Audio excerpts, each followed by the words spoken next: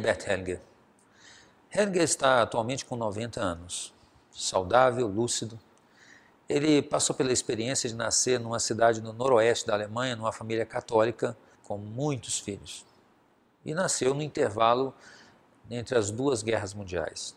Quem conhece a história da Alemanha sabe que esse é um momento especial na história do povo alemão, porque o Tratado de Versailles, ele impôs aos alemães pesadas compensações de guerra. Então, esse foi um momento econômico e político muito difícil, onde houve hiperinflação e muita pobreza. E é nesse ambiente que o Bert Hellinger cresce como criança. E é nesse ambiente que também surge um movimento político dentro da Alemanha de crescente indignação contra o sofrimento causado pelo Tratado de Versalhes. Então, um partido radical sobe ao poder, o Partido Nazista. E esse partido vai ganhando espaço dentro da estrutura do poder e até que ele se confunde com o Estado. Num dado momento, o Partido Nazista e o Estado alemão eram uma coisa só. A partir daí, o Estado começa a inserir dentro de cada organização um policial político que visava garantir que a ideologia nazista estava sendo ensinada e mantida. Então, dentro de cada escola tinha um policial político encarregado de verificar se a ideologia nazista estava sendo ensinada do jeito que era comandada pelo partido. Hellinger tinha 12 anos quando ele entra em discussão com o policial político da escola dele, porque ele se recusa a acreditar que Hegel, o famoso filósofo alemão, era nazista, porque ele tinha morrido quase 100 anos antes da existência do nazismo, e ele achava que era impossível alguém ser nazista antes da existência do nazismo. Por óbvio que isso possa parecer, isso lhe valeu uma anotação no boletim escolar. Então, o policial político foi até o boletim escolar do Bert Hellinger e escreveu lá assim: o inimigo potencial do povo. Ter inimigo potencial do povo escrito no seu boletim escolar com 12 anos na Alemanha nazista era uma espécie de atestado de óbito com a data em branco, porque essa pessoa seria fatalmente perseguida e mandada para um campo de concentração mais cedo ou mais tarde. Mas nesse ínterim eclode a Segunda Guerra Mundial e acaba que a evolução do conflito faz com que o Estado alemão passe a convocar pessoas de idade crescentemente mais jovem. No final da guerra, o Bert acaba sendo convocado como canhoneiro, ele vai servir na frente belga. Lá, rapidamente, ele é capturado pelos americanos e passa um ano, mais ou menos, como prisioneiro de guerra. Depois disso, ele acaba conseguindo escapar desse campo de prisioneiros já no finalzinho da guerra e retorna a Berlim. Em Berlim, ele entra numa ordem missionária católica e, depois de completar uma formação em teologia, ele é mandado para a África do Sul. Na África do Sul, Hellinger se envolve com organizações que visavam a conduzir e administrar escolas para as pessoas da etnia Zulu.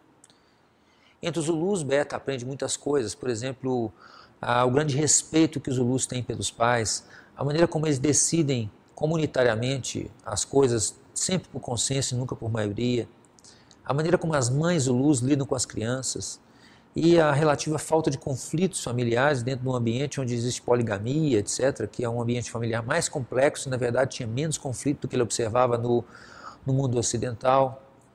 Enfim, Hellinger aprende também muitas coisas com os Zulus. Mas, nesse momento, vigorava na África do Sul o violento regime do apartheid, a segregação racial. E é aí que, numa dinâmica de grupo ecumênica, promovida pelos padres anglicanos, um facilitador de dinâmica de grupo chamado Dave, conforme o relato do próprio Bert me fez uma vez, propôs ao grupo uma pergunta que, segundo Hellinger, mudou a vida dele. E a pergunta é: se você tiver que escolher entre as pessoas e os valores morais, com qual dos dois você fica? Sendo um padre católico, Hellinger sabia que ele deveria escolher as pessoas, pelo menos em teoria, mas na prática, ele sabia que tanto ele quanto as outras pessoas em volta acabavam escolhendo os valores morais e excluindo as pessoas. Ou seja, quando as pessoas não abraçam os mesmos valores que eu as excluo. Isso foi um movimento de profunda reflexão para o Bert, e ele disse que essa pergunta praticamente mudou a vida dele. Porque a partir daí ele começou a perguntar, tendo visto que ele tinha participado do conflito na Segunda Guerra Mundial e agora observando aquele conflito que estava acontecendo ali na África do Sul, no apartheid, ele podia ver como os valores nazistas tinham destruído a Alemanha e quase a Europa inteira. E como os valores do apartheid estavam destruindo ali também a África do Sul novamente. Então ele se perguntou, o que existe por trás dos valores morais que faz com que uma pessoa esteja disposta a matar outra simplesmente porque ela não abraça o mesmo conjunto de regras ou valores que eu acredito? Essa pergunta levou Hellinger a profundas compreensões. E a primeira compreensão transformadora que ele teve aí é que, no fundo, quando alguém não abraça o mesmo conjunto de valores que eu abraço, o que está por trás disso? É a nossa consciência leve e pesada. Eu explico. Na verdade, quando alguém não abraça o mesmo conjunto de valores que eu abraço, na verdade, eu sinto que essa pessoa não pertence ao mesmo grupo que eu pertenço. Então, da mesma maneira, quando eu não abraço o mesmo conjunto de valores das pessoas que estão à minha volta, eu não me sinto mais tão pertencente a esse grupo como antes. E isso é sentido, é percebido internamente como consciência pesada, como culpa. Assim, por trás dos valores morais, o que atua realmente é aquilo que a gente chamaria de consciência leve e pesada, culpa e inocência. Ora, não demorou muito tempo até que Hellinger descobrisse que por trás dessa consciência leve e pesada que envolve o pertencimento, haviam outros princípios que também atuavam nessa consciência leve e pesada. Notadamente, uma necessidade que as pessoas possuem de respeitar a ordem natural da hierarquia do grupo onde elas estão inseridas. Ou seja, quando alguém desafia a hierarquia, por exemplo, quando você tem que chamar a atenção do seu pai ou da sua mãe ou do seu chefe, isso não se faz senão às custas de um certo peso na consciência. Por outro lado, quantas vezes você, eu, muitas pessoas chamou a atenção de um subordinado, de um filho, de uma pessoa que está hierarquicamente abaixo no grupo, no sistema onde nós estamos inseridos, e mesmo que a gente esteja fazendo um pouco de bobagem ali, né, no fato que a gente está chamando a atenção dessa pessoa, nós nos sentimos naquele momento de consciência leve. E o terceiro princípio que ele identificou tem a ver com a necessidade de compensação nas trocas. Se eu te dou um presente, você pode ficar feliz com esse presente, mas ao mesmo tempo sente uma pressão por retribuir.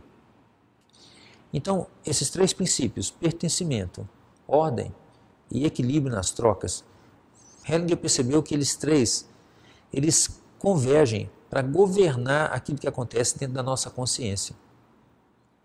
E é isso que estava por trás do fato de que a gente abraça os valores e exclui as pessoas. Não demorou muito tempo para que o Bert percebesse que esses três princípios, pertencimento, ordem e equilíbrio, se aplicavam em todos os grupos humanos, de todos os continentes, de todas as culturas.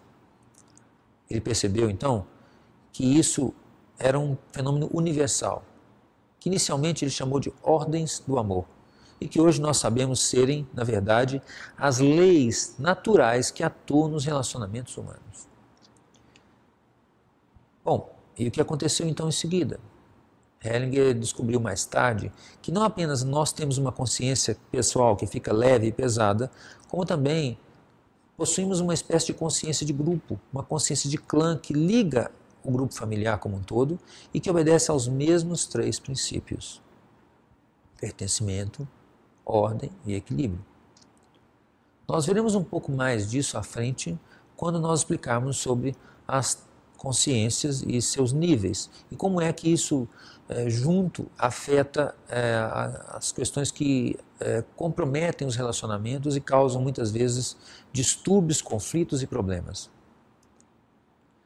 Por ora, apenas gostaria de frisar que as descobertas que Hellinger então progressivamente chegou levaram a um conjunto de descobertas que nos permitem criar toda uma nova maneira de enxergar o relacionamento familiar e o relacionamento dentro dos diversos tipos de grupamentos que os humanos vivem. Por exemplo, as escolas, empresas. E através da compreensão desses princípios, encontrar soluções simples, práticas e rápidas para problemas que às vezes a gente pensa que não tem jeito. Eu convido vocês a estar presente conosco nos outros vídeos que nós temos nesse canal e também a estar conosco num curso que o nosso Instituto promove, entre os vários que nós oferecemos para as pessoas resolverem problemas no âmbito da escola, da família, etc. Visite o nosso site.